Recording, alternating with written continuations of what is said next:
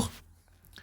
Voici aujourd'hui la séance numéro 6, la vidéo numéro 6 de l'algèbre S2, le TD numéro 1, l'exercice 10.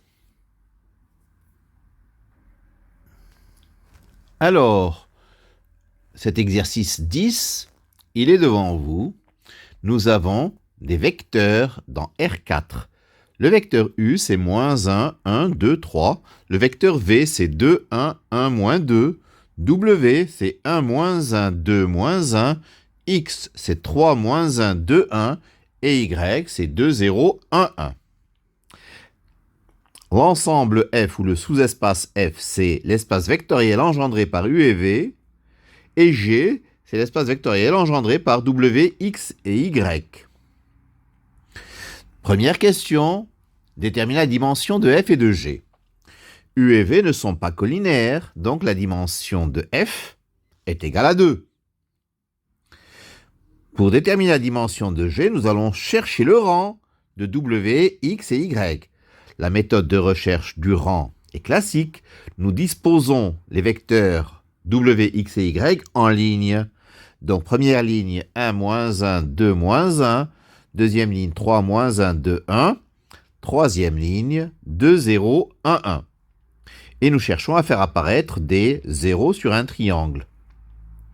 Donc, les opérations que nous allons faire pour la méthode du pivot, c'est remplacer L2 par L2 moins 3L1 et L3 par L3 moins 2L1. Alors, ça nous donne 1 moins 1, 2 moins 1. Deuxième ligne, 0, 2, moins 4, 4. Troisième ligne, 0, 2, moins 3, 3. Nous allons remplacer L3 par L3 moins L2. Nous obtenons, première ligne, 1 moins 1, 2 moins 1. Deuxième ligne, 0, 2 moins 4, 4. Ces deux premières lignes sont inchangées. Et la troisième ligne devient 0, 0, 1 moins 1. Donc le rang de WXY est égal donc à 3. Donc la dimension de G, c'est 3. Deuxième question, nous allons déterminer F inter G. Donc si T qui est égal à A, B, C, D appartient à F inter G, ça veut dire que T est combinaison linéaire de U et de V, et en même temps combinaison linéaire de W, X et Y. Ça veut dire qu'il existe alpha 1, alpha 2, alpha 3, alpha 4, alpha 5 appartenant à R5, tel que T s'écrive à la fois alpha 1 U plus alpha 2 V, et T égale alpha 3 W plus alpha 4 X plus alpha 5 Y. Nous traduisons ces deux relations que alpha 1 U plus alpha 2 V égale alpha 3 W plus alpha 4 X plus alpha 5 Y, composante par composante. Nous obtenons moins alpha 1 plus 2 alpha 2 égale, pour la première composante, alpha 3 plus 3 alpha 4 plus 2 alpha 5. Pour la deuxième composante, alpha 1 plus alpha 2 égale moins alpha 3 moins alpha 4. Troisième composante, 2 alpha 1 plus alpha 2 égale 2 alpha 3 plus 2 alpha 4 plus alpha 5. 3 alpha 1 moins 2 alpha 4 égale moins alpha 3 plus alpha 4 plus alpha 5. Alors, nous allons faire des opérations sur les lignes pour éliminer les éléments alpha 3, alpha 4, alpha 5. Donc, la première ligne, elle est inchangée, donc alpha 3 plus 3 alpha 4 plus 2 alpha 5 égale moins alpha 1 plus 2 alpha 2. Je fais L2 plus L1, j'obtiens 2 alpha 4 plus 2 alpha 5 égale 3 alpha 2. Je fais L3 moins 2L1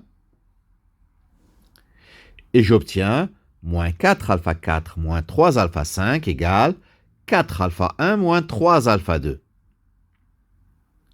Et enfin, je fais L4 plus L1 et j'obtiens 4 alpha 4 plus 3 alpha 5 égale 2 alpha 1.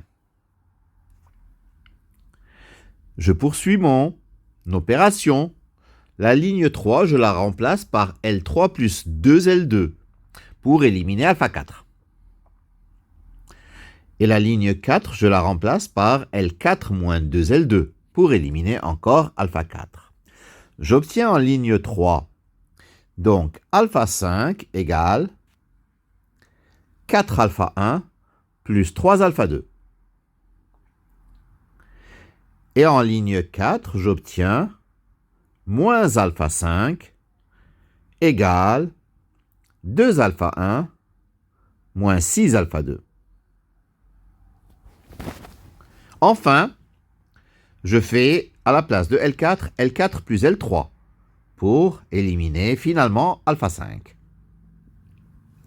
Et j'obtiens en quatrième ligne 6 alpha 1 moins 3 alpha 2 égale 0.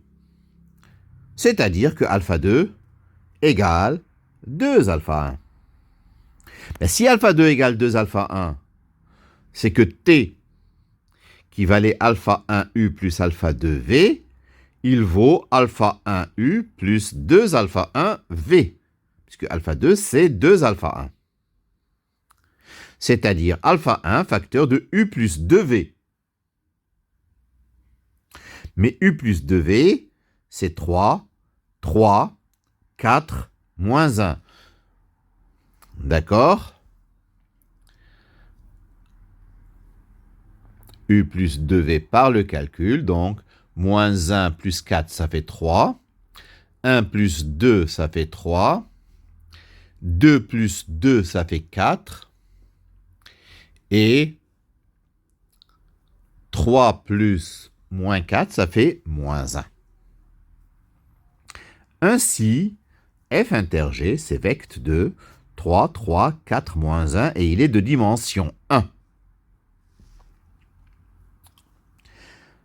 La dimension de f plus g, c'est la dimension de f plus la dimension de g moins la dimension de f inter g. C'est-à-dire 2 plus 3 moins 1, c'est-à-dire 4. Mais f plus g, il est contenu dans R4, et il a la même dimension que R4. C'est-à-dire que c'est R4. f plus g, c'est R4. Quatrième question.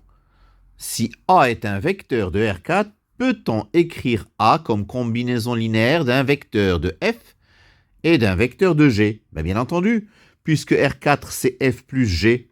Ça veut dire que tout vecteur de R4 peut s'écrire comme un vecteur de f plus un vecteur de g. Donc, il existe bien un couple BC de vecteurs, l'un dans f, l'autre dans g, tel que A s'écrivent B plus C. Cette écriture est-elle unique? Ben non, l'écriture n'est pas unique, car les sous-espaces F et G ne sont pas supplémentaires.